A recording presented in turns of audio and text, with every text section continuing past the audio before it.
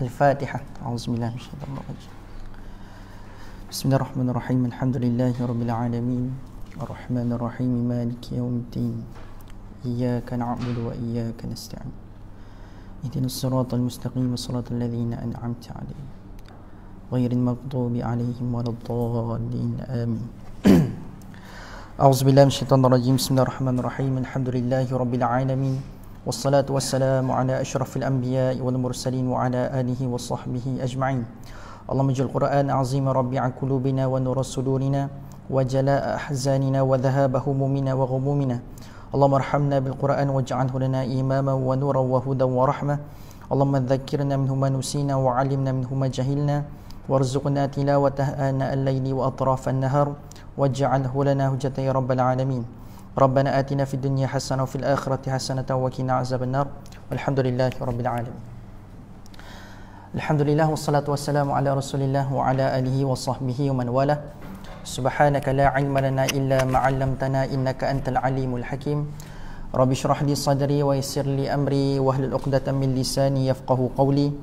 Allahumma ja'alna minal ladzina yastami'una qawla fayattabi'una ahsana. Amin ya rabbal alamin. Assalamualaikum warahmatullahi wabarakatuh. Khabar semua? Sihat? Alhamdulillah. Mudah-mudahan saya harapkan yang hadir pada hari ini semuanya sihat-sihat belaka insya-Allah. Dan juga minta doakan juga kesihatan saya insya-Allah. Mudah-mudahan kita semua diberikan kesihatan oleh Allah. Juga mudah-mudahan yang hadir pada hari ini Allah SWT berikan keampunan, Allah berikan keberkatan, Allah berikan kemudahan jalan ke syurga Allah yang paling tinggi. Amin ya rabbal alamin. Okey, baik. Seingat saya lah, kalau kelas-kelas Baqarah dulu kita berhenti ayat 65 kan, betul tak? Yang hadir tu, ada yang biasa hadir tu 65 kita stop. Saya pun tengok video live saya sebelum ni, rasanya 65 ke tak berapa nak ingat belaka dah kan, 65 kan. So hari ni kita tamatkan ayat kita sambung pada ayat ke 66 kan. Okey, sebelum tu teman-teman sekalian, saya akan record sikit supaya dia akan nampak continuation daripada apa yang kita bincang sebelum ni dengan hari ni. Okey. Baik. Pada ayat sebelum ni, boleh terus sebab saya plan kita nak kena syak habis 9.30. Saya ada urusan lain lepas ni. Okey. Kita berbincang mengenai ashabus sabt, yang mana mereka ini Allah SWT larang mereka menangkap ikan. Kita dah bincangkan yang pada hari Sabtu tu. Saya tak nak bincang part tu sebab dia mungkin panjang. Saya nak fokus pada ayat ke-66 hari ni. Tapi sebelum tu kita ingatkan masa Allah bagi tahu tentang mereka ini ibarat macam mengulangi apa yang telah dilakukan oleh ashabus sabt ataupun ahli sabt. Dan tuan-tuan sekalian, Allah SWT bila mana nak membuktikan kedegilan mereka ni, Bani Israel, saya tak cerita kawasan orang lain ni pasal Bani Israel. Bila Allah nak membuktikan kedegilan mereka dan bila mana Allah kata Allah naikkan bukit Tur di atas kepala mereka dan Allah minta mereka ni berikan perhatian kepada kitab Allah. Ayat mana tu? Kita jumpa pasal Tur ni. Wa id akhadna mitsaqakum wa rafa'na fawqakum at-tur. Bila mana Allah nak minta mereka berikan perhatian kepada kitab Allah, kepada kitab, Allah letakkan satu Allah angkatkan gunung Tur dekat depan mereka. Lalu sekarang ni tak ada benda lain yang Allah minta beri peringatan ni. Allah beri peringatan pasal satu benda je. Iaitulah Allah minta mereka ini berikan perhatian kepada kitab. Sekarang ini bukit Tur dekat atas mereka. Lalu bila Allah minta mereka, khudhu ma atainakum biquwwatin wadhkuru ma fihi la'allakum tattaqun. So berikan perhatian kepada kitab Allah, mudah-mudahan kamu ini bertakwa. Saya nak bagi tahu kan apa signifikan kenapa bila Allah angkat gunung Tur ke atas mereka dan Allah minta mereka berikan perhatian kepada kitab Allah. Lalu tuan-puan sekalian, Allah akhiri ayat ini dengan la'allakum tattaqun. Mudah-mudahan kamu ini jadi orang yang bertakwa. Dalam konteks saya bentarkan baru-baru ni, tattaqun di sini bermakna berjaga-jaga. Kenapa? Apa signifikan Allah tutup ayat ini selepas Allah bagi tahu Allah angkat gunung Tur, wa rafa'na fawqakumut tur, lalu Allah kata berikan perhatian kamu kepada kitab Allah, dan ayat ini berakhir dengan la'allakum tattaqun. Apa signifikan dia? Ingat lagi tak? Signifikan dia tuan-tuan sekalian, sebab sekarang ni gunung Tur ke atas mereka. Kalau mereka menolak kata-kata Allah ataupun mereka menolak apa yang Allah suruh masa tu, barangkali ada possibility Allah hempak mereka dengan gunung tu. So tattaqun di sini adalah berjaga-jaga. Sekarang ini gunung Tur dekat atas kamu. Allah nak tarik perhatian pada satu benda je. Tolong berikan perhatian yang penuh kepada kitab Allah. Masa ni kitab Allah apa benda? Taurat. Berikan perhatian kepada Taurat. Itu je aku nak minta. Sebab tuan-tuan sekalian, saya dah bagi tahu sebelum ini, kebanyakan Allah wrap up ataupun Allah recap orang-orang yang tidak beriman pada zaman Nabi dulu. Allah tak kata mereka directly tidak beriman kepada Allah, tapi Allah kata macam mana? Mereka tidak beriman kepada Rasul, mereka menolak Rasul, mereka menolak kitab. Allah tak kata direct mereka tidak beriman kepada Allah, tapi Allah gunakan apa benda? Dia punya apa benda? Wakil-wakil Allah ini sebagai asbab untuk menggambarkan kekufuran mereka kepada Allah. Allah kata mereka kufur kepada Nabi, Allah kata mereka kufur kepada kitab. Tapi fahamlah kita, orang yang kufur kepada Nabi, orang yang kufur kepada kitab bermakna kufur kepada apa? Allah. Jelas eh? Sama juga dalam ayat ni Allah nak minta tolong berikan sepenuh perhatian kamu kepada kitab Allah. Sekarang ini gunung Tur atas kamu. Lalu tuan-tuan sekalian, dengan sebegitu rupa peringatan daripada Allah, dan lepas tu tak lama pula lepas tu Allah cerita pasal ahli Sabt, iaitulah orang-orang yang dilarang oleh Allah Azza wa Jalla untuk menangkap ikat pada hari Sabtu. Iaitulah golongan siapa ni? Bani Israel juga ni. Bani Israel yang dilarang oleh Allah Subhanahu wa taala untuk menangkap ikan pada hari Sabtu. Lalu ditakdirkan Allah Isnin sampai Jumaat, Ahad sampai Jumaat tak ada ikan. Satu-satunya hari yang ikan macam melambai-lambai, tangkaplah saya pada hari Sabtu. So Allah menguji iman mereka. Sebab taat pada perintah Allah ni bukan dengan sebab logik. Setuju tak? Taat pada perintah Allah bukan sebab logik. Kalau nak main logik tuan-tuan sekalian, kalau kata nak sembah Allah, nak ikut Allah, mesti dengan segala-galanya mesti dibuktikan dan relevan. Macam mana kita nak proof kepada masyarakat dan kepada diri kita sendiri bila Allah perintahkan Musa alaihi salam, idhhab fir'auna innahu tagha. Allah perintahkan Nabi Musa kan pergi berjumpa dengan siapa? Fir'aun. Fir'aun tuan-tuan sekalian, kalau saya nak nisbahkan dalam bahasa mudah ni, dia juara pidato zaman tu lah. Juara pidato. Kalau ikut relevan, saya nak main relevan ni. Kalau ikut logik dan relevan manusia, kalau nak berhadapan dengan juara pidato, hantar juara pidato jugalah. Kalau nak main logik dan relevan, biar buku bertemu ruas. Tapi kenapa kita kenal apa peristiwa yang berlaku kepada Nabi Musa AS, lalu tiba-tiba Allah nak hantar orang yang agak terbelakang dia punya kemahiran pengucapan awam berhadapan dengan juara pidato masa tu? Kenapa orang sembah taat pada Fir'aun masa tu? Sebab Fir'aun ada kekuatan meyakinkan orang. Dia ada power public speaking yang bagus, kekuatan pidato yang bagus. Tidak mana mungkin dia boleh influence ramai orang untuk tunduk pada dia. Kekuatan pidato yang sangat tinggi. Lalu nak ikut relevan, hantarlah buku bertemu ruas. Baru kemah nak tanding debat ni. Tapi Allah kata idhhab fir'auna innahu tagha. Lalu Allah bekalkan Nabi Musa dengan satu doa yang kita pun tahu kan, Rabbi syrah li sadri wa yassir li amri. Sebab tu tuan-tuan sekalian, tak semua idea-idea keagamaan mesti dia ada relevan dan logik. Sebab dalam Islam ada satu konsep dinamakan sebagai ubudiyah. Kita taat pada perintah Allah Azza wa Jalla tanpa sebarang relevansi ataupun sebarang logik. Kalau kita nak tunggu ilmu lain datangkan logik, bukti kepada ilmu agama ataupun Al-Quran, maka kita sendiri telah menduakan ataupun meletak nombor duakan Al-Quran ataupun kitab Allah. Seolah-olah macam ilmu lain kena overtake ilmu Al-Quran. Seolah-olah ada ilmu lain kena overtake ilmu Allah Azza wa Jalla. Lari. Kalau nak buktikan untuk menambahkan iman, is okay. Tapi di sana ada orang yang cuba mengkaji untuk menentang agama Allah. Yang itu lagi silap. Tapi tuan-tuan sekalian, kita kena hati-hati. Benda-benda bersifat ubudiyah, sami'na wa ata'na kepada Allah. Jangan ada sebarang pertikaian. Nak kena logik juga. Kenapa kena solat? Lepas tu adalah pembuktian solat ini memberikan kesihatan, solat ini mengelakkan nyanyuk dan sebagainya. Adakah kita nak perlu tunggu ilmu sebegini baru kita nak solat? Nampak tak tuan-tuan sekalian? So benda-benda bersifat ubudiyah kepada Allah, taat tanpa sebarang pertanyaan. Sama juga bila Allah perintahkan Musa pergi berjumpa dengan Fir'aun, dia sami'na wa ata'na. Walaupun dalam hati Musa ada kegelisahan itu, tapi Allah tahu macam mana nak handle benda ni. Kan? Sebab Tanzilal Azizir Rahim.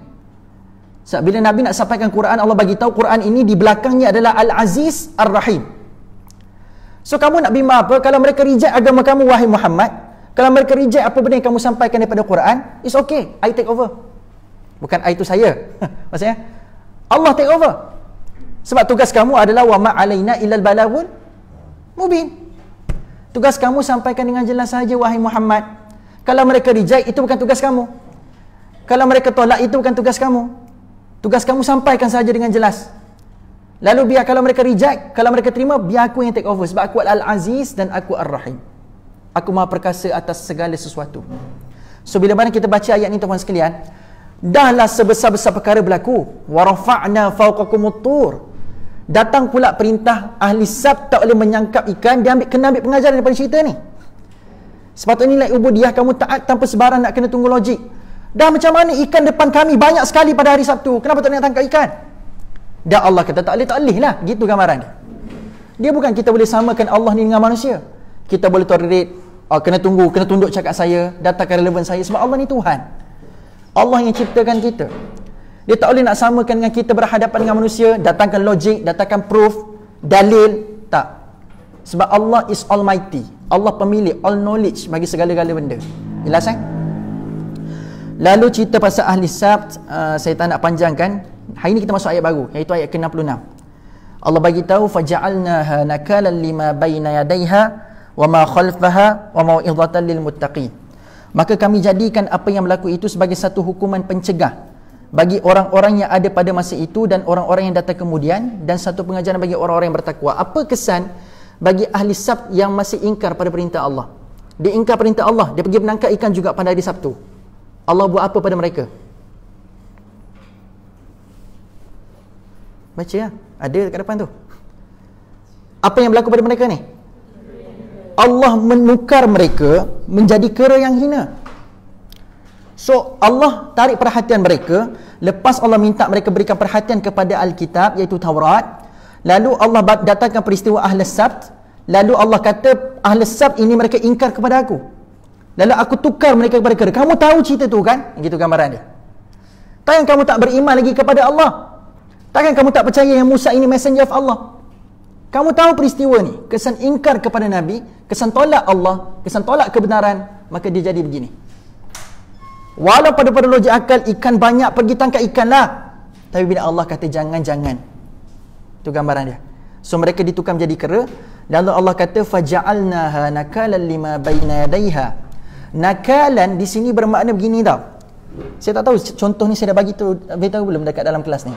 Ibaratnya kan, bila seorang cikgu dalam kelas, dia kata ke anak murid dia, jangan nakal. Macam ni, jangan bising.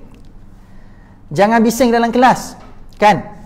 Lalu biasa kalau cikgu kan, bila minta anak murid dia kata jangan bising kali pertama, mungkin diam, tapi sekejap, kan? Tapi kalau setara dah ambil rotan, pam, jangan bising, mungkin diam, tapi sekejap, betul tak? Tapi kalau cikgu buat macam ni, dia tak cakap apa-apa, kan saya dah cakap jangan bising. Okey, budak-budak akan diam tak? Kalau dengan cara macam tu, cikgu dah naik daripada kursi, budak-budak akan diam kan? Tapi ada tak possibility budak-budak tu akan bising balik lepas tu? Ada lagi kan? Tapi kalau macam mana kalau macam ni macam mana kalau Allah pilih salah seorang budak-budak bising tu, dia kata aku buang kamu daripada sekolah. Terus berlaku official, memang kena buang budak tu daripada sekolah. Kesan daripada bising dalam kelas. Dalam kelas ni ramai yang bising, ramai. Tapi cikgu dalam kelas tu pilih budak paling bising sekali untuk dibuang daripada sekolah. Agak-agak lah tuan-tuan sekalian, lepas orang tengok ada orang bising kena buang daripada sekolah, agak-agak budak yang tengah bising tadi tu akan bising tak dalam kelas? Dah tekan bising kan? Sebab sekarang depan mata mereka nampak cikgu ni memang serius suruh kita diam dan suruh kita senyap. So bila Allah dah sampai tahap menukar manusia yang asal wajahnya manusia menjadi kera, tuan-tuan sekalian, ada dua pendapat dekat sini. Satu dikatakan memang betul jadi kera betul. Yang kedua dikatakan menjadi sifat kera, walaupun muka masih kekal tapi sifat kera itu sendiri. Tuan sekalian, so bila Allah dah buat macam tu, so takkan benda ni pun tak boleh nak menarik perhatian kamu untuk bertaubat kepada Allah. Itulah gambaran dia. Jadi kira ni cerita betul, kamu pun tahu cerita ni betul berlaku.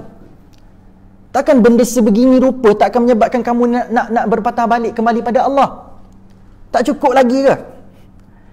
Lalu tuan sekalian, dia ditinggalkan sekejap cerita ni dengan 1000 tanda tanya.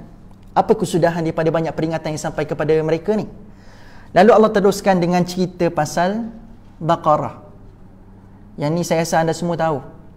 Ini cerita pasal, tadi tu cerita pasal Allah bagi peringatan ahli sab dan sebagainya itu. Lalu Allah kata tak cukup lagi ke peringatan ni. Lalu dia tinggalkan sekejap cerita tu. Dan lepas ni Allah nak buat kesimpulan ni. Apa masalah sebenar bagi manusia ni sampai mereka tak mahu lagi nak beriman kepada Allah.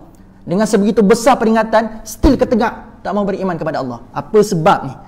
So Allah perindahkan sekejap pada satu cerita yang untuk membuktikan apa sebenarnya masalah terbesar Bani Israel ni.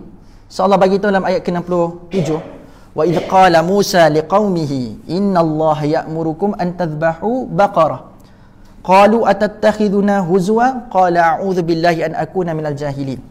Ayat ni dia punya background dia adalah dekat tempat Bani Israel ni ada pembunuhan. So ada orang mati. So bila mana ada orang mati, mereka kalut nak cari siapa pembunuhnya. Lalu Musa dengan arahan daripada Allah, sebab mereka pun bertanya pada Musa macam mana kita nak selesaikan kes ni. Lalu Musa bagi tahu macam ni. Dan ingatlah ketika Musa berkata kepada kaumnya, sesungguhnya Allah menyuruh supaya kamu menyembelih seekor lembu betina. Saya nak anda perhatikan yang Musa memulakan, bukan aku yang suruh. Bila berlaku konflik pembunuhan ini, nak cari siapa pembunuhnya, lalu Musa tampil di tengah-tengah masyarakat untuk menyelesaikan kes ini. Musa mengatakan, bukan aku. Dia tak kata tasbahu baqarah saja. Dia kata benda, innallaha, sesungguhnya Allah, ya'murukum, mengarahkan kita semua, an tasbahu baqarah. Lepas ni anda akan tengok konsistensi daripada Nabi Musa. Dia masih mengekalkan elemen Allah suruh, Allah suruh, Allah suruh. Ini antara adab teman sekalian dalam menyampaikan risalah-risalah tauhid seperti Al-Quran ini. Kadang-kadang kita mengatakan macam itu kalam kita, sedangkan itu kalam Allah. Macam itu milik kita, sedangkan itu milik Allah. Sebab itu saya pun sedang menahan diri dan berpuasa daripada menjawab perkataan sebenarnya. Doakan saya dapat berpuasa dengan baik teman sekalian, perkataan itu. Sebab kalau kita nak beradab sungguh-sungguh dengan Al-Quran, hati-hati menjawab perkataan sebenarnya teman sekalian. Sebab sebenarnya siapa je yang tahu? Allah je yang tahu. Tapi hari ini ustaz sedap. Sebenarnya. Yang sebenarnya betul ke itu sebenarnya? Ataupun sebenarnya masih tidak lagi meet ilmu manusia? Doakan saya dapat berpuasa daripada perkataan itu teman sekalian. Okey? Sambung. So, Musa bagi tahu innallaha ya'murukum. Allah yang mengarahkan. So dia mulakan dengan bukan aku yang suruh, tapi Allah yang suruh. Qalu atattakhizuna huzwa. So dia berkata pada Nabi Musa alaihissalam, kau nak jadikan kami semua ni bahan permainan ke wahai Musa? Dan tuan-tuan sekalian, tahu tak kenapa reason? Kenapa sebab? Kenapa sebab mereka berkata kepada Musa lepas mengarahkan ya Allah suruh sembelih lembu ni, sembelih lembu betina ni. Kenapa mereka tiba-tiba mengatakan kamu nak jadikan kami ni bahan permainan ke? Ibarat macam ni. Bahasa yang lebih mudah nak faham huzwa ni, kau pilih aku Musa, kau main-main dengan aku Sebab apa dia cakap macam tu? Siapa ingat? Ya? Yes. Kan masa Musa pergi ambil kitab Taurat daripada Allah yang lama tinggalkan mereka tu, mereka sembah apa? Mereka sembah anak lembu. Lalu sekarang ini bila Allah sendiri mengarahkan sembelih lembu, sebenarnya Allah nak uji apa ni? Allah nak uji loyalty dia. Allah nak uji kesetiaan dia. Masih tak mereka beriman kepada Allah? Sebab sebelum ni dah banyak peringatan. So aku harap mereka dah berubah lah ni untuk beriman kepada aku. Lalu Allah nak uji loyalty dia. Bukan royalty, loyalty, kesetiaan. Allah nak uji loyalty dia orang, kesetiaan dia orang dengan cara macam mana? Benda yang sama yang pernah mereka sembah, sekarang ni Allah sendiri minta mereka sembelih benda yang pernah mereka sembah. Nampak? So tanda kamu telah meninggalkan benda yang pernah kamu sembah sebelum ini adalah kamu berjaya untuk menyembelih lembu. Sebab itu dia kata, qalu atattakhiduna huzwa? Kau nak jadikan kami ni barang permainan ke wahai Musa? Qala a'udzu billahi an akuna minal jahilin. Okey, yang ni saya nak anda berikan perhatian. Bila Musa menjawab, respon daripada Bani Israel setelah mengatakan kamu nak jadikan kami ni barang permainan ke wahai Musa, Musa directly sebut, aku berlindung kepada Allah dari menjadi salah seorang dari orang-orang yang jahil. Kenapa dalam keadaan sedang arahan diberikan kepada Bani Israel, lalu Bani Israel kata kamu nak jadikan kami barang permainan, respon Musa ketika itu adalah, jauhkan aku dari orang-orang jahil. Kenapa? Apa maksud jahil? Apa maksud jahil? Tidak tahu. Bodoh. Senang gitu tak? Jahil ini bukan sekadar bermakna bodoh ataupun tidak tahu ataupun kata apa? Lemah dari sudut intelektual. Jahil juga bermaksud adalah jahil juga bermaksud, jahala bermakna ketidakupayaan untuk mengawal emosi. Jahala juga bermakna sampai kita dok tahu ini satu benda yang tidak tahu, kita ni jahil ini bodoh dan sebagainya. Jahala juga jahil bermakna ketidakmampuan untuk mengawal emosi. Kenapa dia minta pada Allah, ya Allah jauhkan aku, lindungkan aku daripada tergolong golongan orang yang jahil? Sebab orang yang jahil ini juga bermakna tak boleh nak kawal emosi. Sebab Musa pun ada temper dia, Musa pun ada marah dia. Dah sebelum ni banyak tau. Sebab tu saya katakan kaum paling degil dunia Bani Israel. Sebab dia banyak sangat excuse. Ada je cerita di akal dia tu. Ada je. Lalu Musa pun ada temper dia, lalu dia minta perlindungan dengan Allah. Ini satu lagi adab seorang penyampai. Kadang-kadang kita berhadapan dengan ramai orang, teman sekalian, kita tahu ada sikap-sikap orang-orang depan kita ni kita senang. Ada orang dan kita juga tahu orang-orang yang kat depan kita ni ada sikap-sikap yang kita suka dengan dia. Kita senang dan tidak senang. Lalu tuan sekalian, Allah dan Nabi Musa ajar kita minta protection dan ask refuge daripada Allah kalau benda ni berlaku. Kamu sekarang dalam track menyampaikan kebenaran, tapi Allah datangkan ujian, ada orang depan kamu ni dia macam nakal, mereka suka bermain dengan kamu. Wahai Musa, the only one way, a'udzubillah, minta refuge daripada Allah, minta perlindungan daripada Allah. Berapa ramai hari ini yang cuba mengupayakan segala kudrat untuk berhadapan dengan manusia yang dia tidak suka, tapi sebenarnya lagi, hakikatnya Allah Azza wa Jalla ajar kita, aku ada untuk bantu kamu. Kamu nak sampaikan kebenaran, aku ada untuk bantu kamu. Tapi kenapa kamu cuba untuk mengupayakan diri, cuba menghabiskan tenaga kamu dengan merasakan kudrat kamu sahaja yang mampu untuk mengatasi segala benda ni? Aku ada. So Musa pun dia dah tahu dah dia ada temper dia sendiri. Maka apa yang dia buat adalah, a'udzubillah an akuna minal jahilin, jauhkan aku daripada orang-orang yang jahil, tergolongan orang-orang yang jahil. Okey. Dan teman sekalian, ada dua maksud dekat sini. Satu adalah tidak mampu mengawal emosi, satu lagi jahil di sini bermakna Musa sedang mengandaikan ataupun meramalkan akan ada sesuatu perkara yang akan berlaku lepas daripada arahan ini.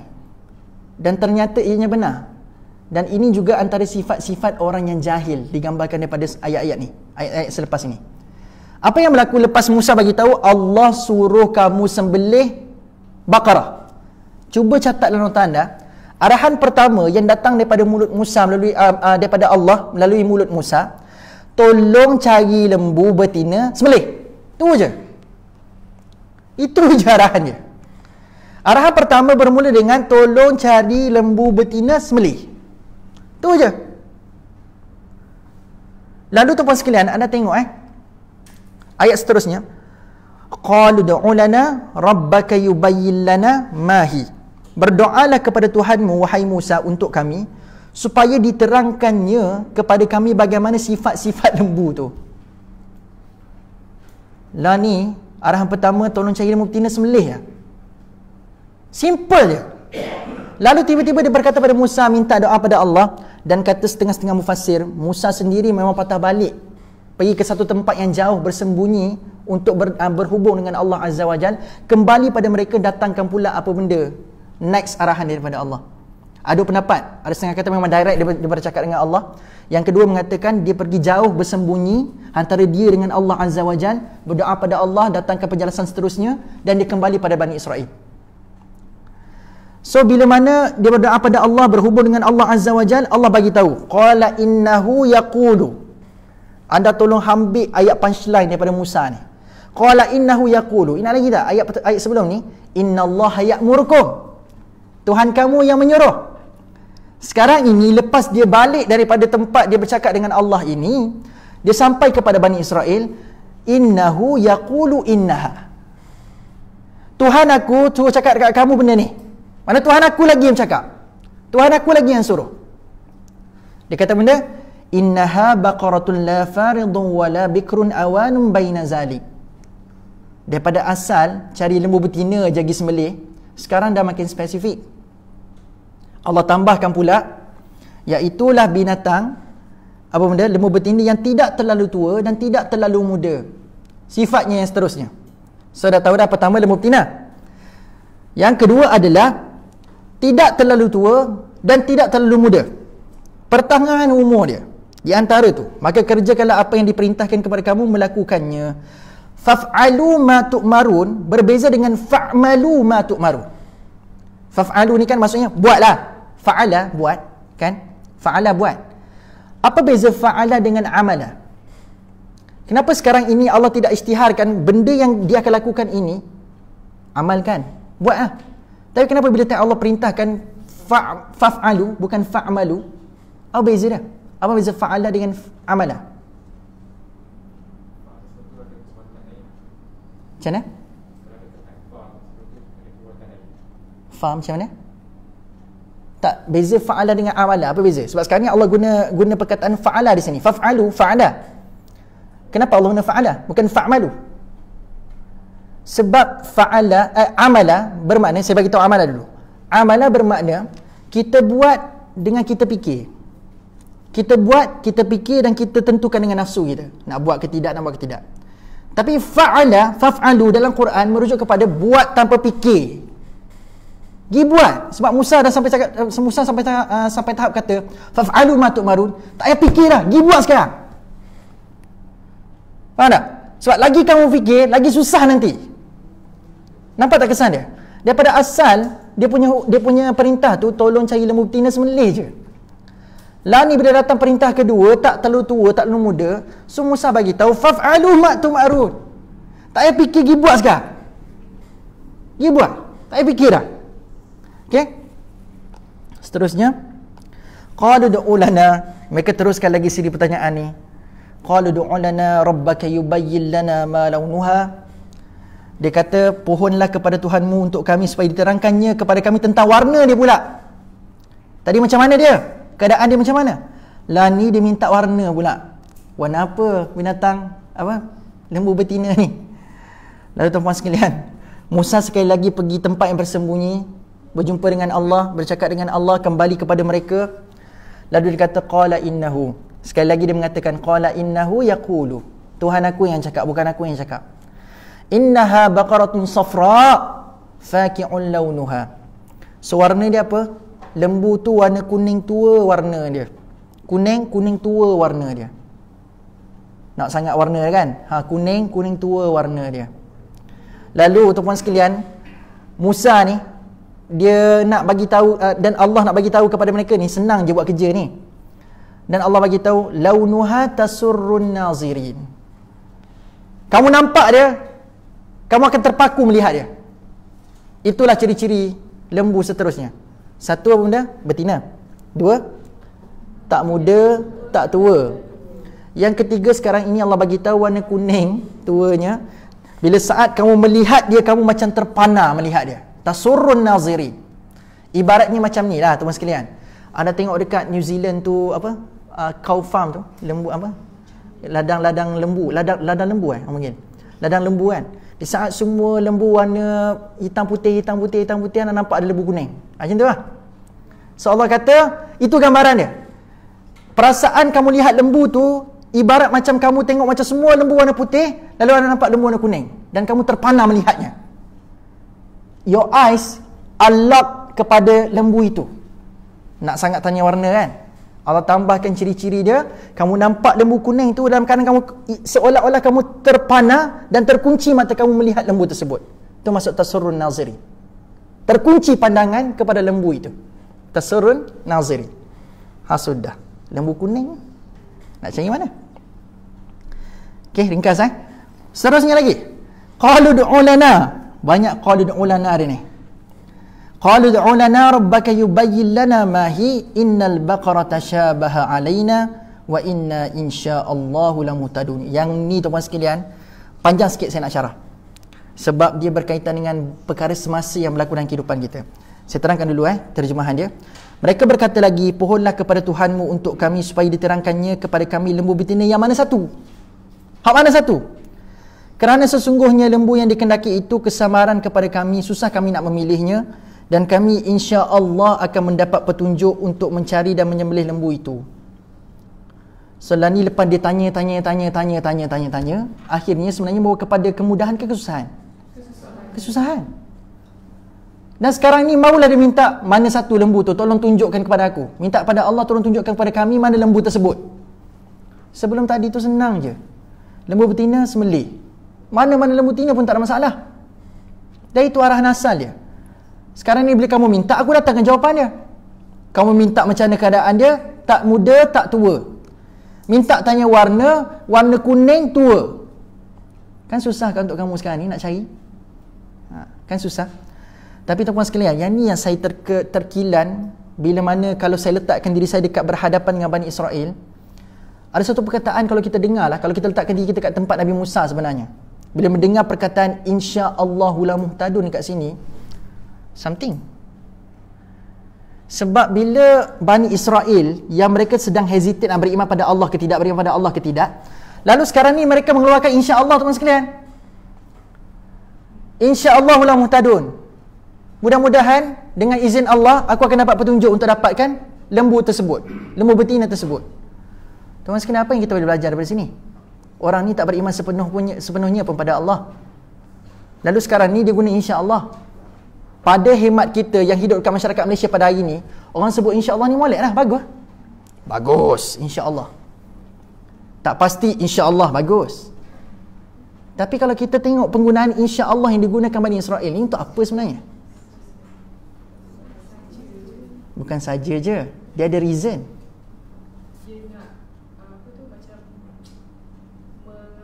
sarkastik sebenarnya kepada Nabi Musa. Sarkastik, macam mana sarkastik tu? Macam mana? Dia macam peli sebenarnya. Dia bukan peli. Dia sebenarnya nak datangkan damage lagi besar daripada tu. Ada lagi nak bagi pendapat? Reason dia kat sini, bila dia guna insya-Allah tuan-tuan sekalian, bermakna kalau aku tak jumpa salah Tuhan. Macam tu lah. Dia sekarang ni nak meletakkan siapa dia punya culprit dia. Culprit, tahu culprit? Kalau siapa satu tengok dia Conan, dia tahu lah benda ni. Culprit dia ataupun dia punya apa? Apa dia? Dia punya kambing hitam dia. Kambing hitam dia. So sekarang ni, okey, aku akan cari. Tapi sekarang ni kalau aku tak jumpa, bukan salah aku. Ni Tuhan. Dia letakkan insya-Allah kat situ untuk tujuan apa? Untuk kalau tak jumpa ni, Allah yang salah. Faham tak? Tu insya-Allah, tujuan insya-Allah Bani Israel masa dalam ayat ni. Dia bukan insya-Allah untuk orang betul-betul sungguh minta pertolongan daripada Allah, ya Allah bagi kekuatan untuk aku membenarkan apa aku nak cari ni. Tapi insya-Allah di sisi Bani Israel bermakna adalah kalau aku tak jumpa ni salahkan Allah ni. Bagi banyak syarat sangat. Sedangkan dia yang tanya.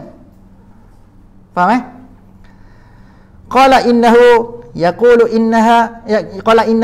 innaha baqaratun la dhalulun tuthirul ardh wa la tasqil hartha musallamatun la shiyata fiha qalu al-ana ji'ta bil haqq fadhabahuha wa ma kadu yaf'alun.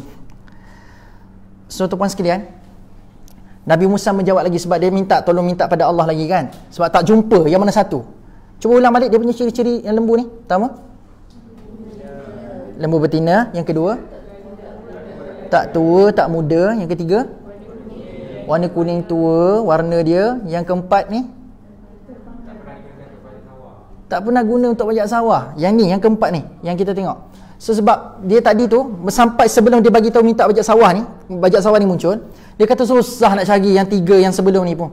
Yang 3 ciri-ciri tu susah nak cari. Lalu tolong minta pada Allah lagi. So kalau kami tak jumpa lepas ni, salah Allah lah, bukan salah aku. So dia kata benda, so Musa bagi tahu kepada dia lepas dia berjumpa dengan Allah. So Allah jawab permintaan mereka. Dia kata lembu betina yang tidak pernah digunakan untuk membajak tanah sawah bendang dan tidak pula digunakan mengangkut air untuk menyiram tanaman. Ia juga tidak cacat dan tidak ada belang pada warna dia. Yang ini spesifik habis ni Allah bagi. Tak cacat, tak ada belang. Kuning tu pure kuning. Kosong gitu. Maka mereka pun menyembelih. So dia jumpa lah ni babak ni. So kalau ikut tafsir, dia jumpa kepada salah satu tempat pengembalaan yang dibela oleh seorang anak kecil dan seorang ibu dan ayahnya. Lalu tuan-tuan sekalian, dikatakan asal usulnya lembu tersebut dia tidak mahu dijual kepada orang ini. So nak cari lembu tu, dia jumpa lembu tu, tapi lembu itu dimiliki oleh orang. Lalu bila mana dia minta lembu tu, orang tu tak nak jual. Tapi lepas dia tahu macam ni, kau namakan price, kami bayar. Lalu dia bayarlah sebab dia dah namakan price. So dia dapat benda tu dengan harga yang sangat tinggi tuan-tuan sekalian. So fahamlah kita tuan-tuan sekalian, daripada mudah mencari lembu betina sahaja untuk disembelih, lepas Allah spesifikkan disebabkan pertanyaan mereka, sekarang mereka terpaksa mengeluarkan duit sendiri pula sekarang ni untuk membeli lembu tersebut. Tak ke menyusahkan? So fahamlah kita tuan-tuan sekalian, Bani Israel ketika ini bertanya bukan perkara untuk kebaikan. Bertanya itu sikap yang bagus, bertanya itu sifat yang baik. Tapi pertanyaan seperti Bani Israel termasuk dalam satu hadis Nabi.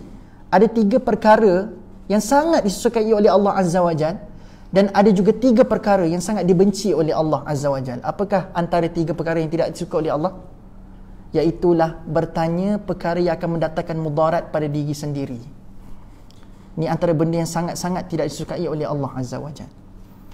So dia bertanya, tapi pertanyaan mereka telah menyebabkan mereka jadi lebih keliru dan susah untuk membenarkan apa yang diminta oleh Allah agar dicari.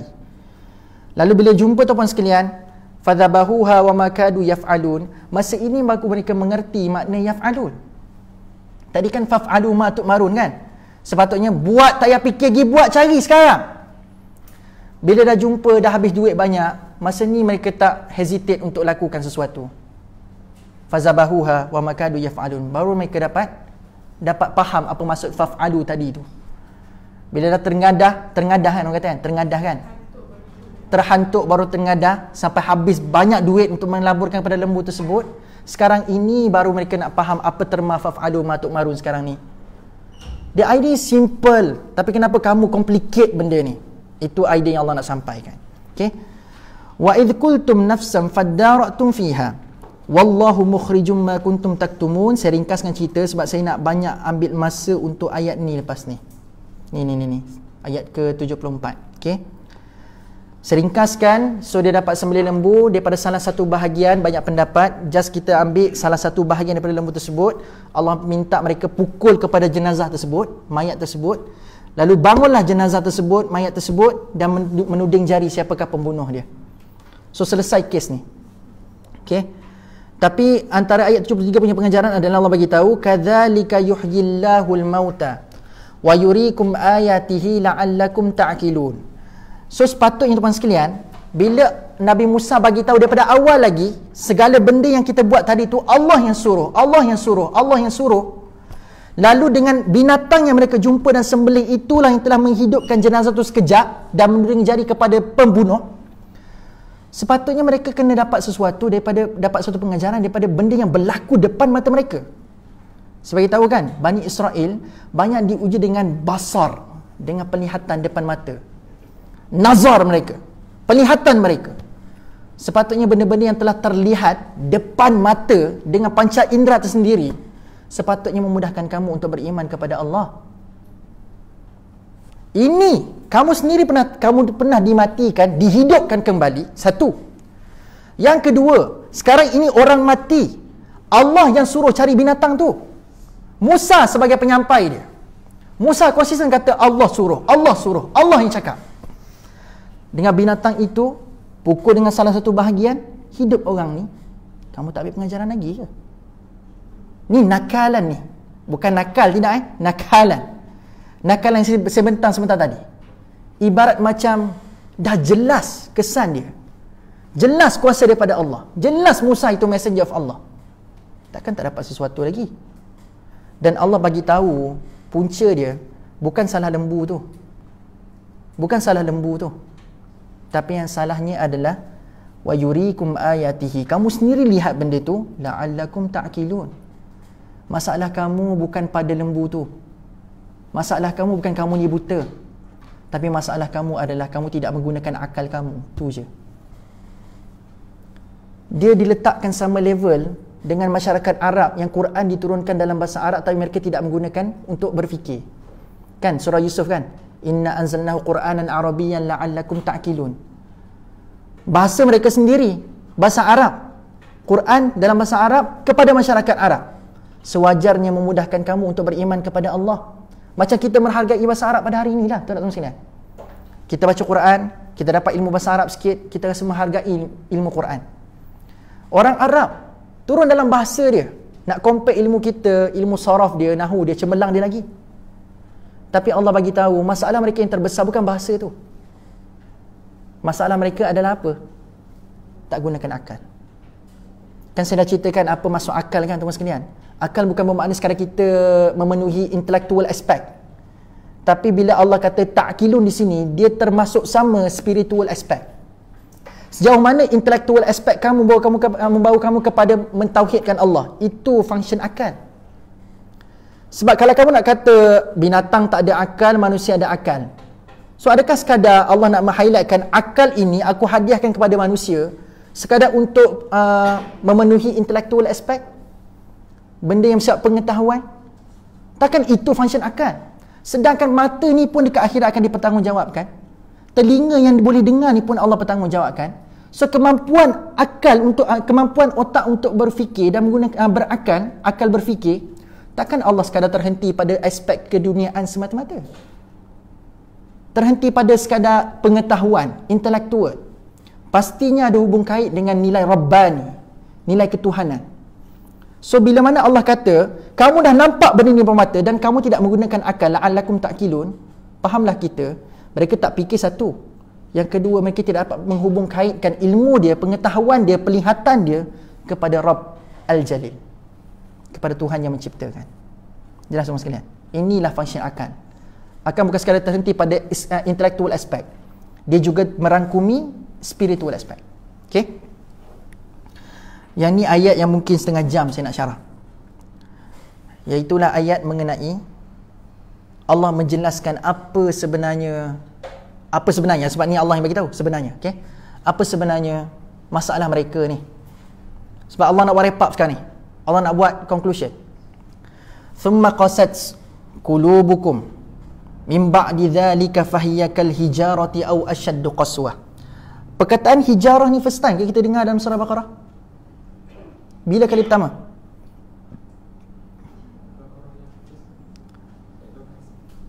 Kan ada tak? Bukan Baqarah. Hijarah. Fattaqun nar allati waquduhan nas wal hijarah. Ini berapa kali dah kita jumpa perkataan hijarah dalam ni? Kali pertama Allah mention pasal hijarah ni pasal apa? Siapa ingat? Kali pertama Allah sebut pasal hijarah ni cerita pasal batu yang mengeluarkan 12 pancuran air. Ingat lagi? Yang telah diberikan kepada 12 kaum di dalam Bani Israel tu. Ingat lagi tak cerita tu? Kan? Kali kedua kan Allah cerita pasal batu ni. Sama juga macam lembu. Allah nak bagi perumpamaan, nak bagi mereka sedar, Allah tak ambil benda jauh-jauh pun. Benda yang mereka pernah sembah, aku minta mereka sembelih. Nak tengok loyalty kamu, nak tengok kesetiaan kamu. Benda yang pernah kamu kagum, terkeluar air 12 pancuran daripada batu, sekarang ini aku bagikan perumpamaan nak menggambarkan apa sebenarnya masalah kamu. Benda yang sama, kamu pernah adore benda tu, kamu pernah rasa takjub dengan benda tu. Benda yang takjub juga aku gunakan untuk memberikan konklusi buat diri kamu. Sama juga dalam surah Yasin kan, kita pernah tak adore dengan pemandangan hijau, teman sekalian? Tengok benda hijau, wah, macam pergi Cameron Highland. Pernah pergi tak Cameron Highland? Tengok ladang teh, macam mana rasa? Tengok duduk dekat barat tea tu, macam-macam dekat Cameron Highland ada macam-macam tea, kan? Duduk kat satu tempat, satu point ni tengok Allah hijau menghijau dengan ladangnya begitu luas. Kita rasa apa tuan sekalian? Rasa indah, rasa tertangkap pemandangan pada perkara tersebut. Anda tengok pokok dekat luar tu rasa apa tak? Kita tak rasa apa-apa. Kan? Kalau pergi kamera Highland tu mungkin lah, sebab kita invest some money kan untuk lihat perlihatan sebegitu kan, pemandangan sebegitu kan. Tuan sekalian, dalam surah Yasin bagi tahu benda yang sama yang pernah kita adore. Tengok pohon hijau rasa apa? Wah.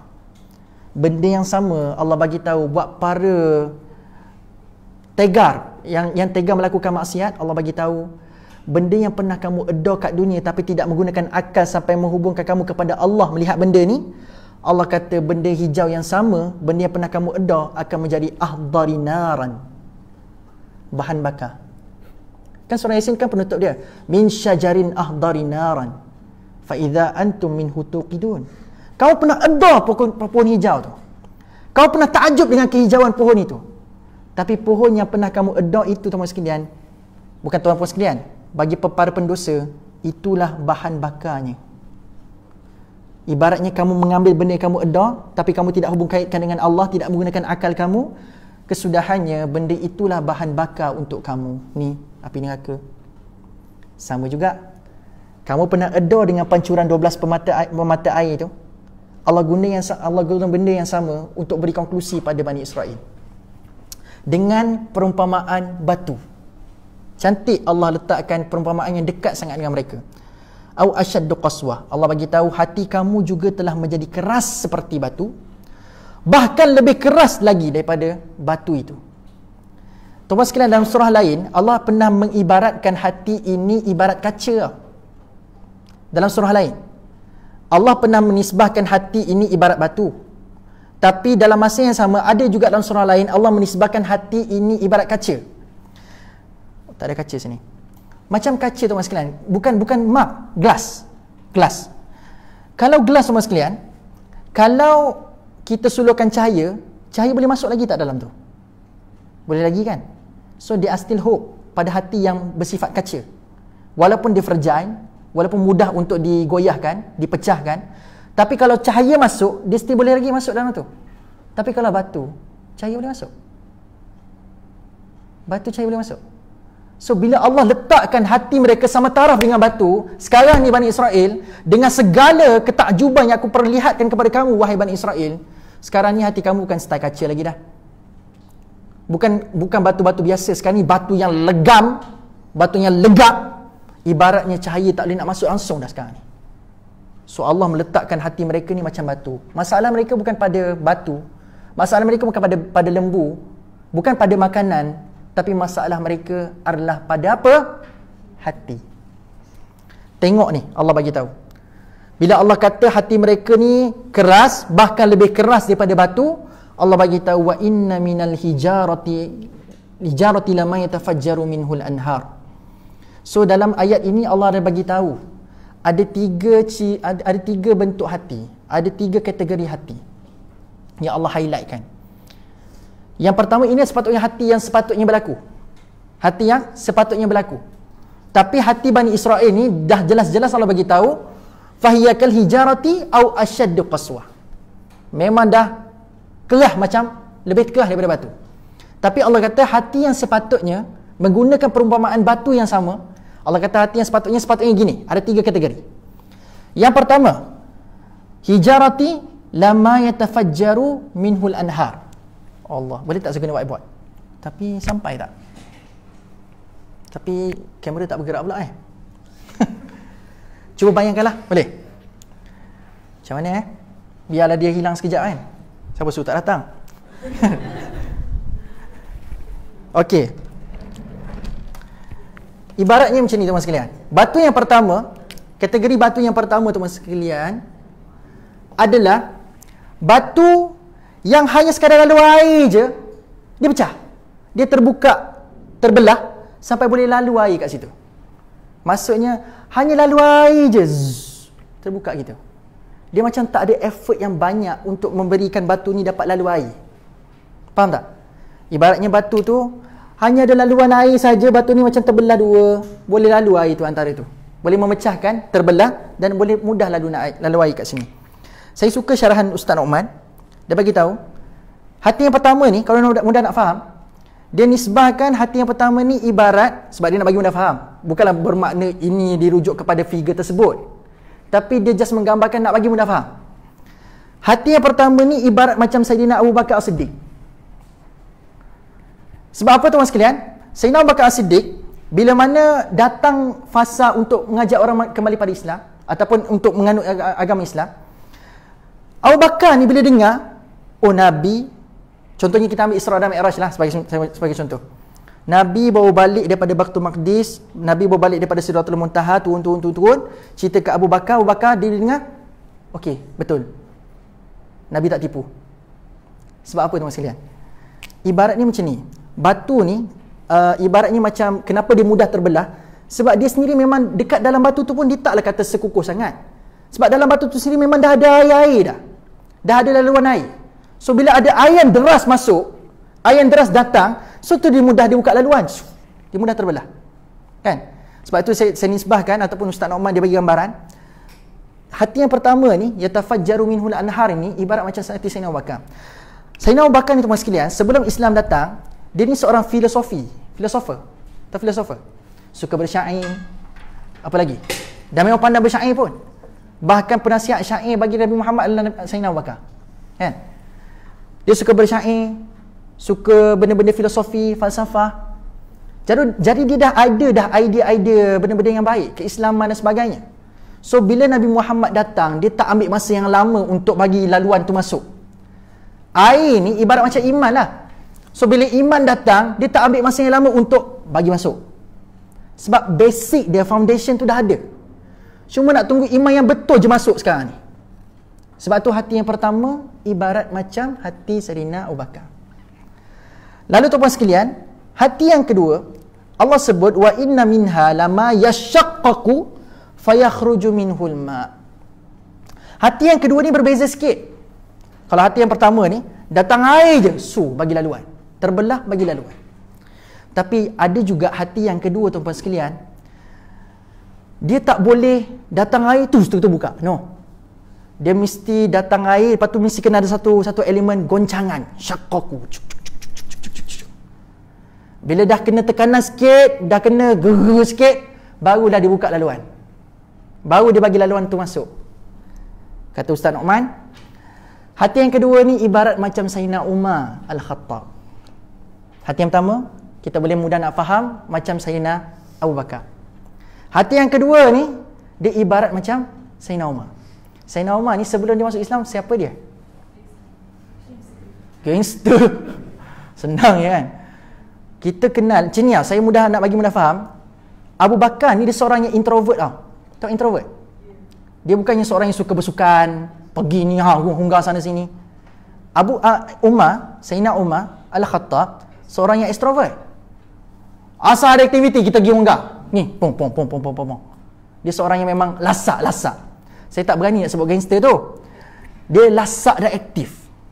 So bila orang yang lasak dan aktif ni, dia ada satu sifat dominan, dia suka kinestetik. Dia suka pergerakan. Dia tak boleh sekadar statik, tak boleh. Dia tak boleh. Lalu tuan-puan sekalian, bila Umar, orang ni jiwanya sebegitu, sukakan aktif, lasak dan sebagainya, lalu dia masuk Islam sebab apa? Sebab dia masuk Islam? Dia dengar adiknya membaca surah Taha kan? Tuan-tuan sekalian, ibaratnya macam ni. Hati ni, dia lasak, dia aktif. Tetapi tuan-tuan sekalian, bagi Allah untuk mengaktif dan menggoncangkan hati Umar, dia tak perlu ikut rentak macam Umar.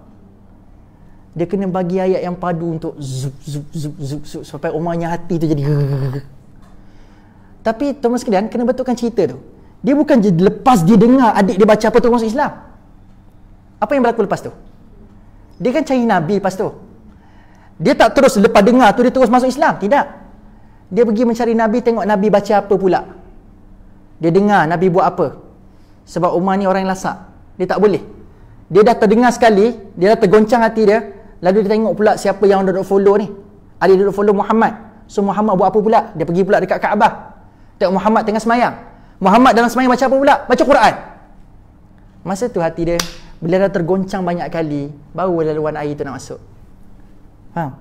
Kan ada hati macam tu kan. Dia tak boleh, dapat iman, sami'na wa ata'na, amantu billah, kami beriman kepadamu ya Allah. Tak ada kan. Ada yang hati macam tu. Yang hati ni mudah nak masuk. Sentuh sikit nangis, sentuh sikit nangis. Ada macam tu. Sensitif. Bila masuk buat iman kepada Allah, nangis dah. Tapi ada orang yang dia mesti kena digoncang hatinya dengan ketakutan kepada Allah, digoncang hati dengan peringatan yang sangat banyak, barulah mudah air tu nak mengalir, iman tu nak masuk, nak flow. So hati yang pertama ibarat siapa? Abu Bakar. Hati yang kedua ibarat siapa? Okey, hati yang ketiga ni tak ada ibarat. Hati yang ketiga ni kita pun nak faham. Okey, hati yang ketiga Allah sebut wa inna minha lama yahbitu min khasyatillah. Allah bagi tahu ada juga di antaranya yang jatuh ke bawah kerana takut kepada Allah. Mufassir ada letakkan dua tafsiran kat sini. Yang pertama adalah jelas ada orang yang memang sekadar bila dengar je suntikan iman, dia tambah takut pada Allah tanpa sebarang hesitate, beriman pada Allah. Ada orang memang dia pada asal tempat tinggi, dengar rahmat Allah, datang peringatan pada dia, ada air iman yang melalu, dia sorry. Batu ketiga ni berbeza sebab Allah tak cerita bab air. Perasan tak? Saya betul ingat. Batu pertama cerita bab air, batu kedua cerita bab air, tapi batu ketiga tak cerita bab air pun. Yang ni tanpa air dia beriman kepada Allah. Yang tu macam mana cerita dia? Saya bagi macam ni 1 dan 2, dengan iman dia masuk Islam. Anda recap macam ni je. 1 dan 2, dengan iman dia masuk Islam. Tapi tuan-tuan sekalian, yang ketiga dia masuk Islam tanpa iman. Faham ke tidak? Kan sekarang ni kan batu ni makin turun. Dia bukannya strata tu bukan daripada teruk pada makin baik. Sekarang daripada yang paling baik kepada yang teruk sikit. Kategori yang ketiga ni macam mana tuan-tuan sekalian? Kategori yang ketiga ini adalah orang yang masuk Islam, beriman, katanya beriman kepada Allah, tapi tanpa melalui jalan iman. Faham ke tidak? Istilahnya adalah pada mulut dan pada fizikal dan perwatakan Islam, tapi pada hati on off. Dia tidak melalui jalan iman itu. Sebab itu orang yang sekadar mengantuti agama Islam tanpa melalui jalan iman dan tidak mendalami iman, tidak mentambahkan iman, tidak mencegahkan iman, tidak menebalkan iman, mereka ada masalah untuk jadi praktikal Muslim yang baik. Sebab mereka sekadar Islam pada nama, Islam pada IC, Islam pada perwatakan, kopiah tak lekang, baju sentiasa baju Raihan. Sekalian, kesian Raihan dipersalahkan, kan?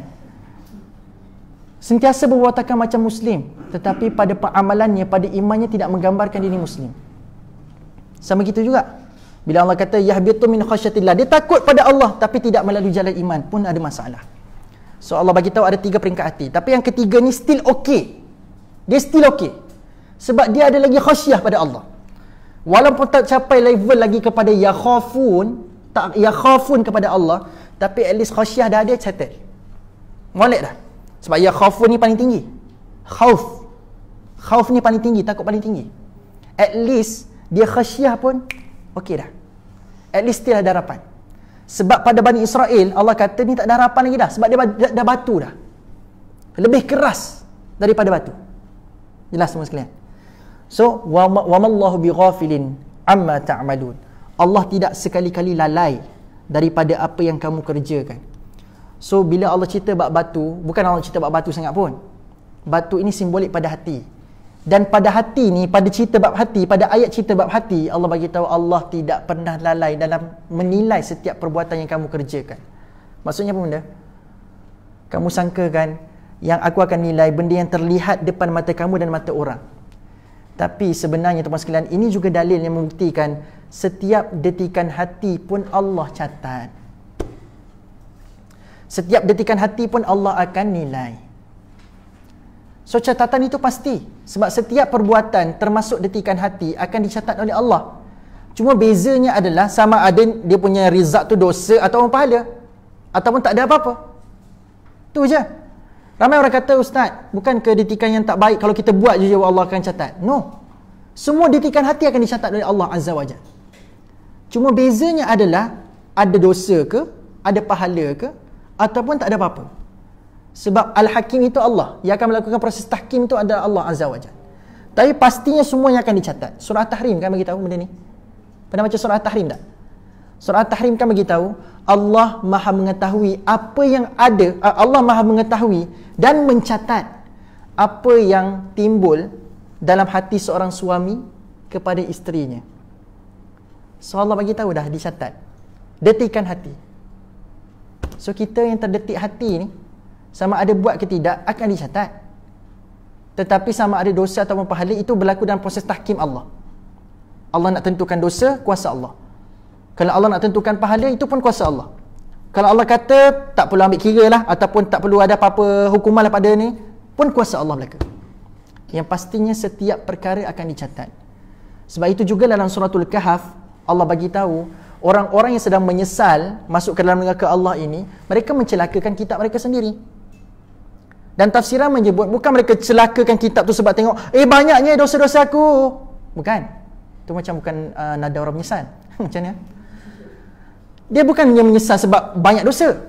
Yang dia menyesal adalah benda ni pun kau catat Allah. Macam tu. Dalam surah Kahfi tu kan, yang pemilik dua kebun tu kan.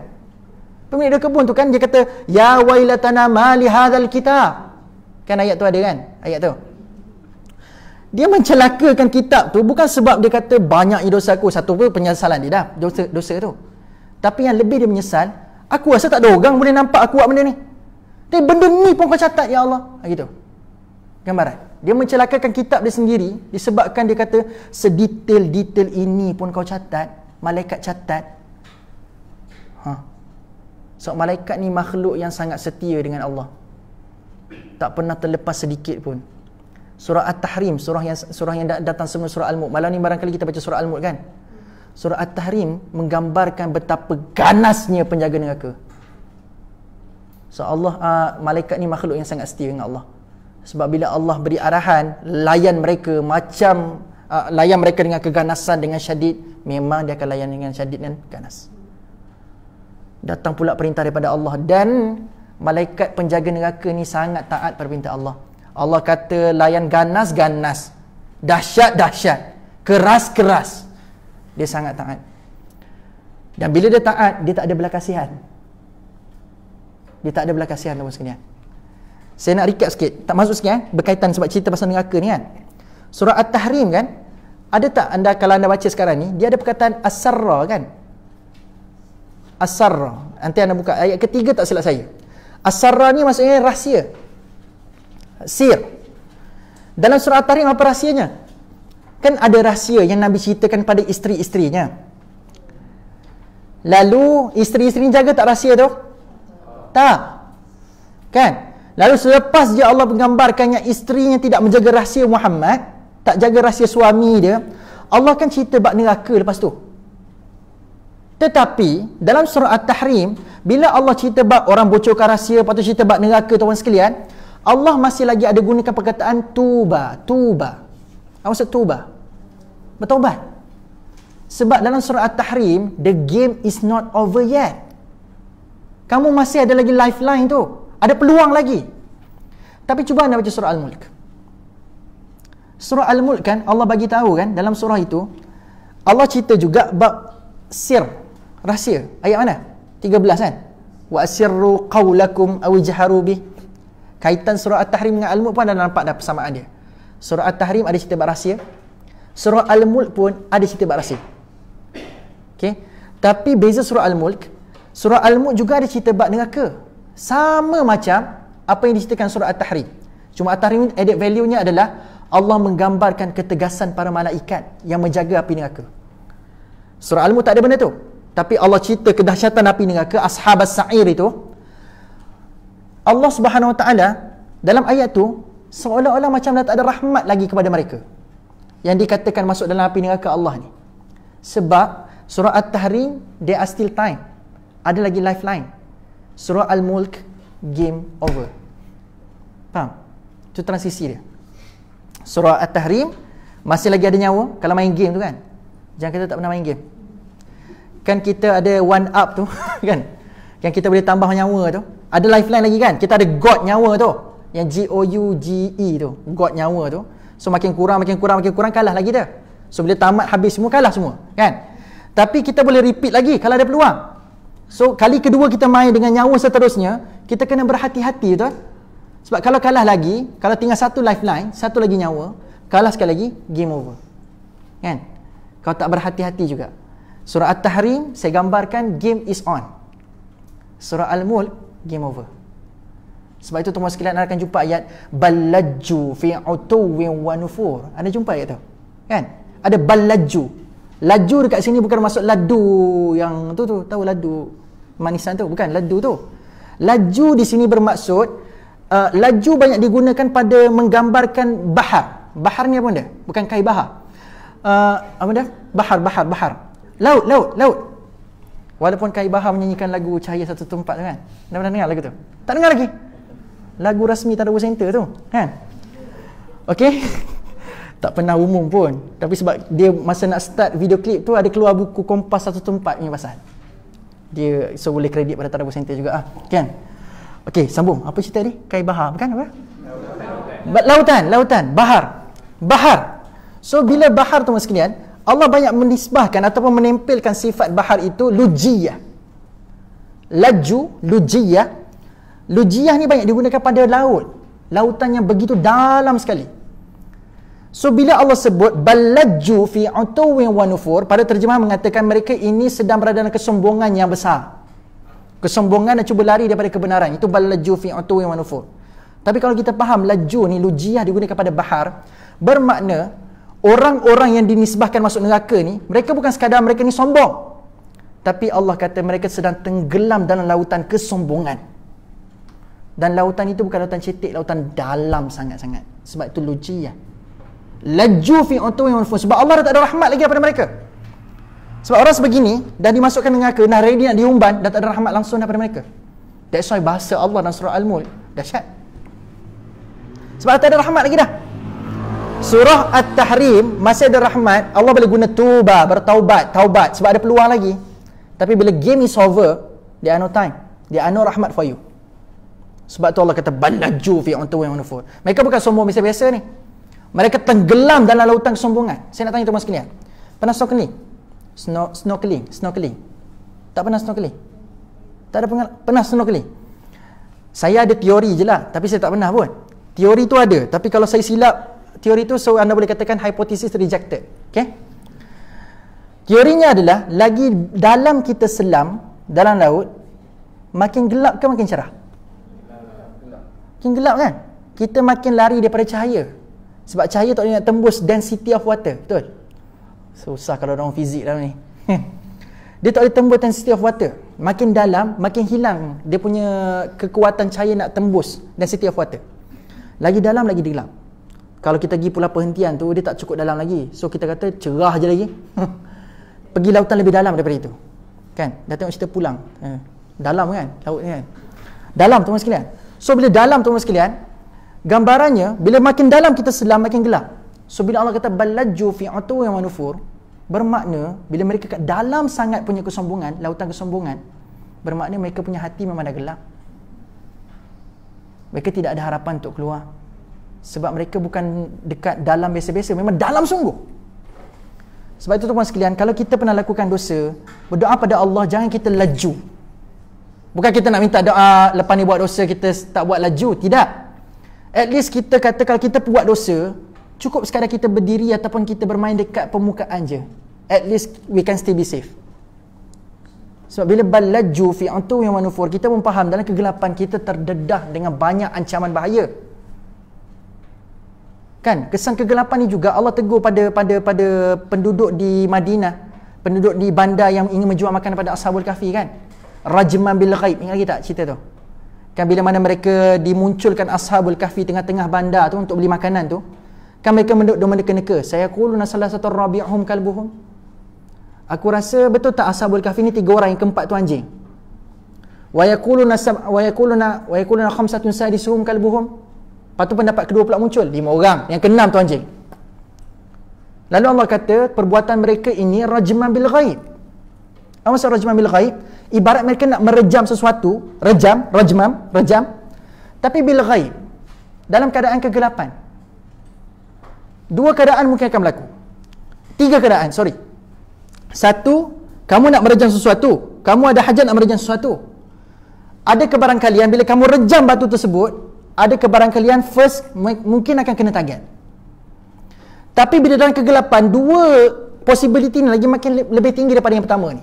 Sebab mungkin tak kena langsung, ataupun kamu baling, terkena sesuatu, lantun kepada diri kamu sendiri. Lalu teman sekalian, bila Allah kata mereka duk meneka-neka bilangan Ashabul Kahfi, perbuatan mereka adalah rajma bil ghaib. Fahamlah kita, orang dalam gelap ini, mereka banyak buat benda sia-sia. So baling dalam kegelapan, tak tahu target, sia-sia.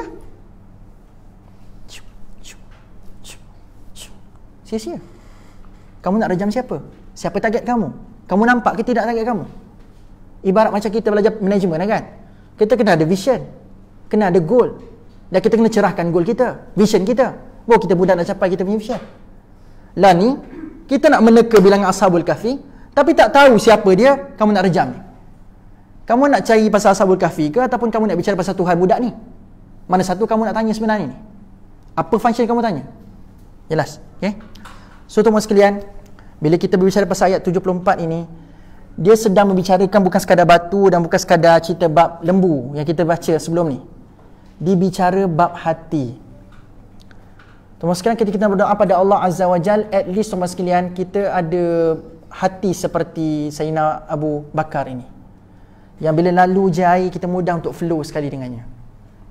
Tapi kalau kita pun lebih sedar kita ni memang hardcore sikit dan perlukan sikit goncangan, at least doa pada Allah macam hati Sayyidina Umar. At least kita terima iman tu, tapi jangan tak terima langsung.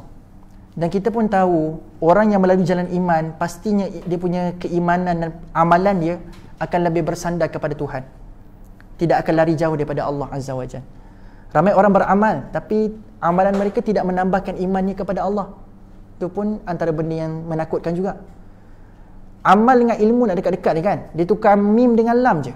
Amal, ain mim lam. Ilmu, ain lam mim. Tukar sikit-sikit je.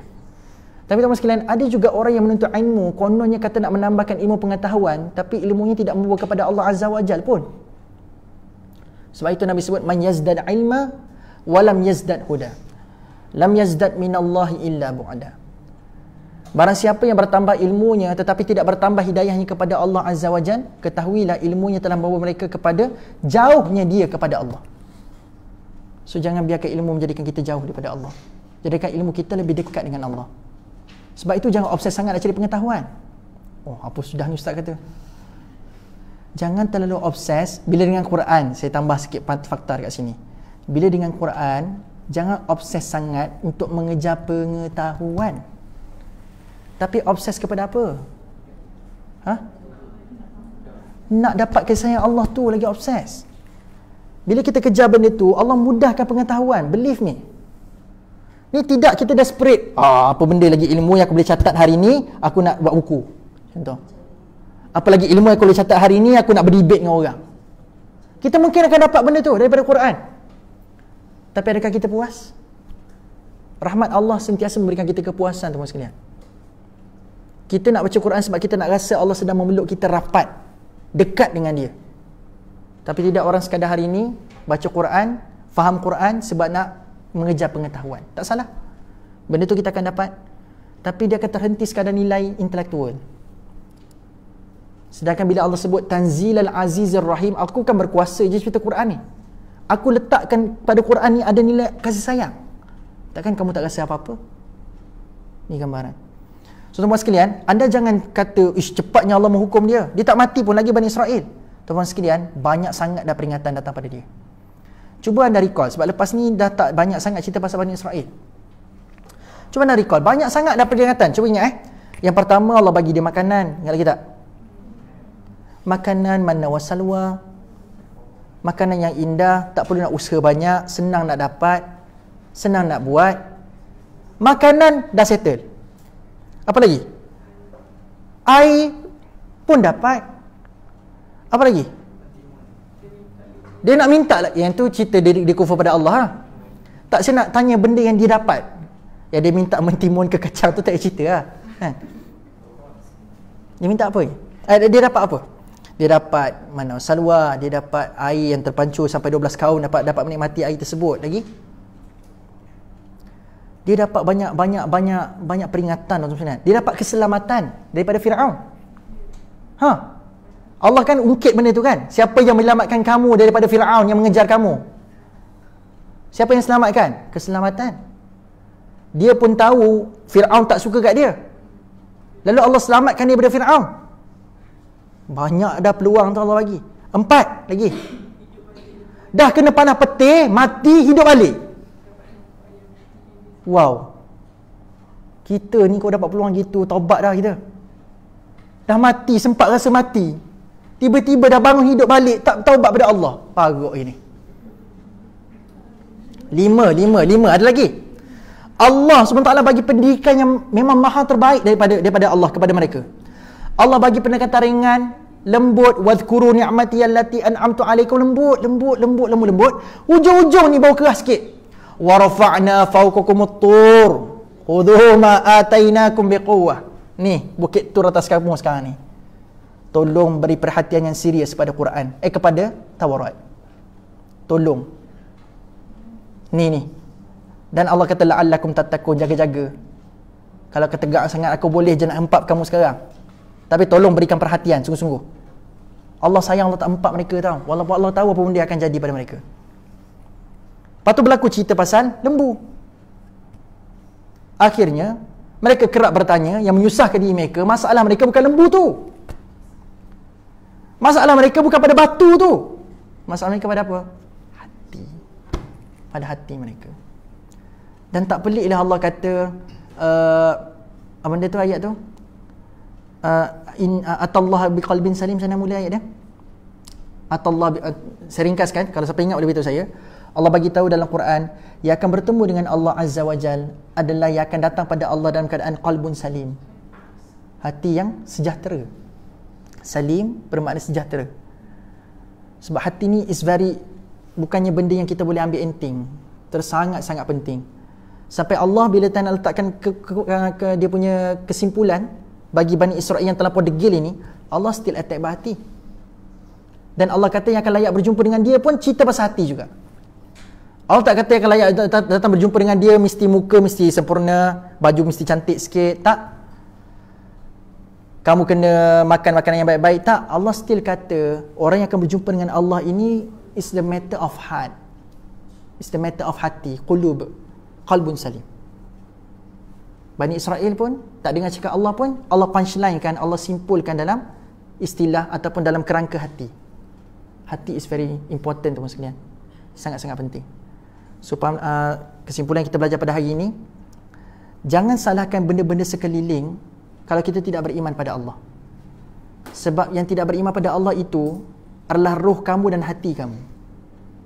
So yang kita kena ubat, yang kita kena perbaiki, yang kita kena banyak ambil effort untuk kita cuci adalah hati itu sendiri. Sebab itulah tuan-tuan sekalian, siapa yang hadir seminar tematik surah Yusuf bawah ni, saya ada bagi tahu. Kadang-kadang kan bila kita buat dosa dan kita tengok orang lain buat dosa, kita membenci orang yang lakukan dosa tu. Tapi Yaqub alaihissalam ajar kita benci pada siapa? Bukan pada perbuatan. Benci kepada asbab kenapa dia buat kejahatan tu. Sebab apa? Syaitan. Bila anak dia pesan pada anak dia, jangan ceritakan mimpi ni kepada abang kamu. Sebab fayakidu laka kaida. Kan dia kata kan? Itu pun ada hikmah dia kenapa dia sebut fayakidu laka kaida. Panjang.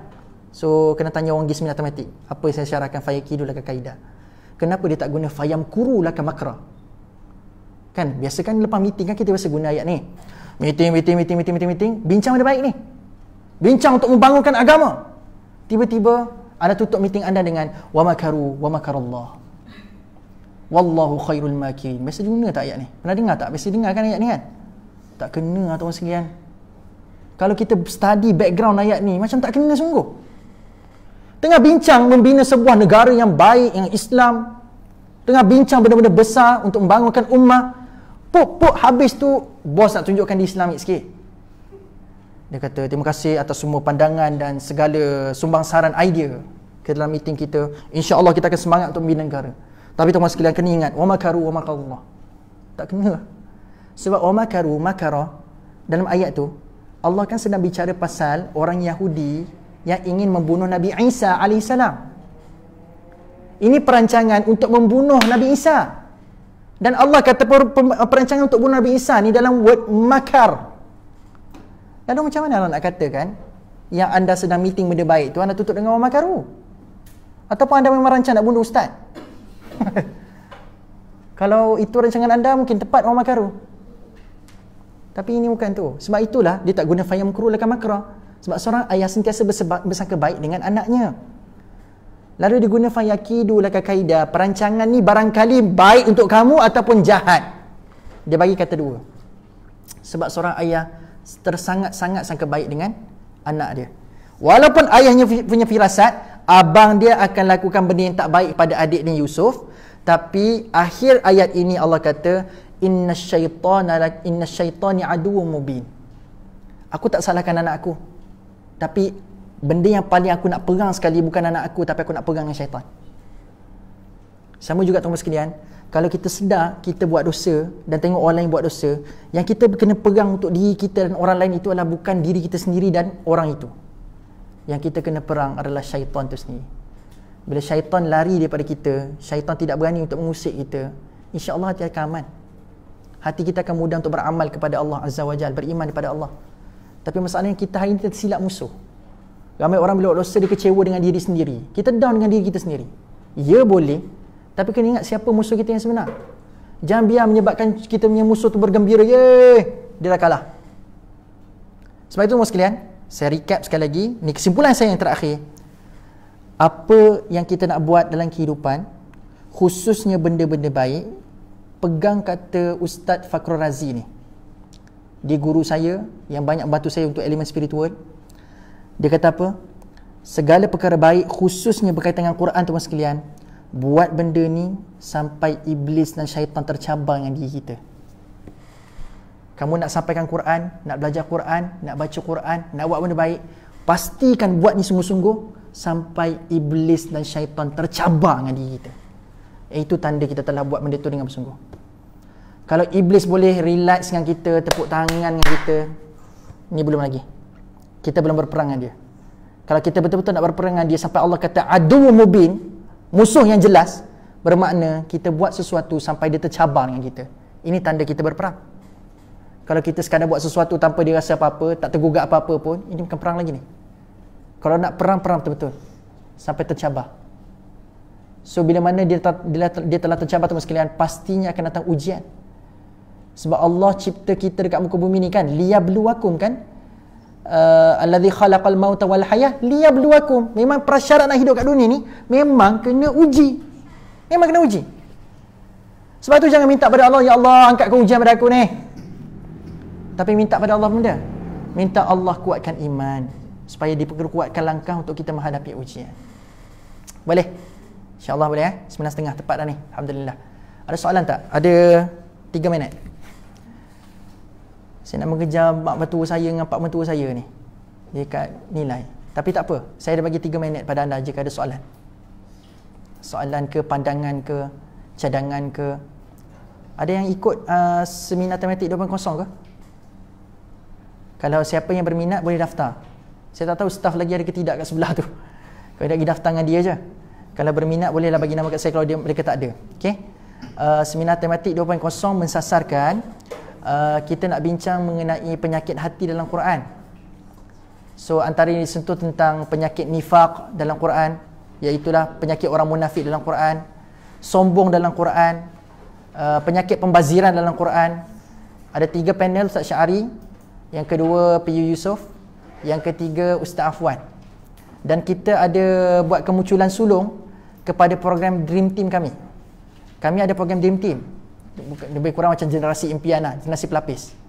So kemunculan sulung orang Dream Team dalam seminar tematik sebagai moderator dan tukang wrap up lah dalam setiap slot.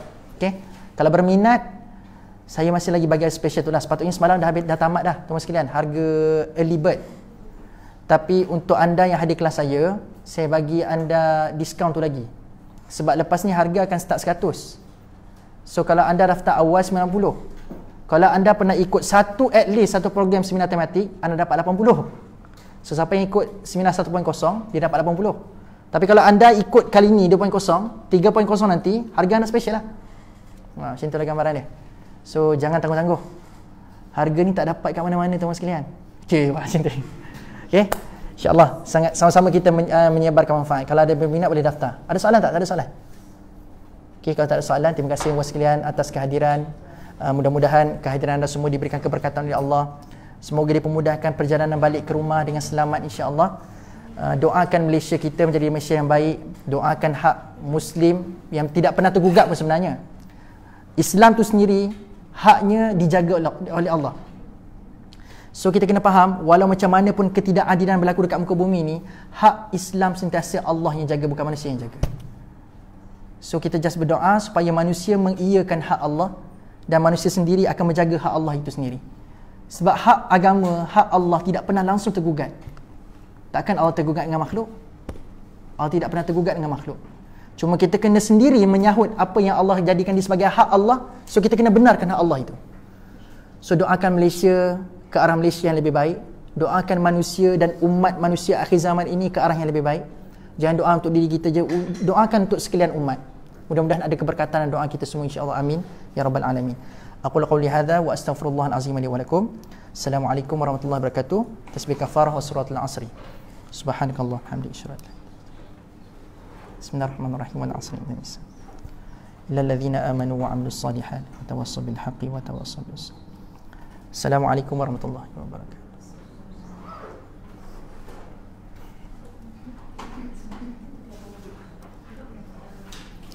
Saya nak tanya, anda minat tak nota-nota? Sebab saya tengah dalam proses membuat nota-nota surah Al-Baqarah. Saya nak tanya anda minat ke tidak? Sebab dia agak kompleks nota ni. Sebab saya suka buat benda-benda kompleks macam ni. Anda suka tak membaca nota-nota berkaitan dengan perbandingan bahasa-bahasa, kalimah-kalimah dalam surah Al-Baqarah yang kita bincang sebelum ni? Kalau anda suka, saya nak bagi nota tu kepada anda. Tapi tengah in proses. Dah separuh dah siap. Kalau anda berminat sampai ayat kita belajar, saya nak keluarkan linguistik punya germs ataupun mutiara-mutiara bahasa yang ada pada ayat yang kita baca dalam surah Al-Baqarah. Sampai setakat kita belajar lah. Sebab saya setiap kali itu saya ada buat benda ni. Ada nota tu saya nak kumpulkan, saya nak letakkan nas dia, buat sikit infografik dan saya nak bagi pada anda yang hadir. Kalau anda berminat lah. Sebab saya kadang-kadang ada orang yang tak suka berat sangat bahasa ni, so saya tak bagi orang macam ni. Takut dia putus asa dengan Quran. Benda ni agak kompleks sebab orang yang tak suka bermain bahasa dan suka main perbezaan kalimah, dia tak rasa seronok benda ni. Tapi kalau orang yang minat, dia seronok. Okay? Kalau anda berminat, saya akan bagi insya-Allah. Okay?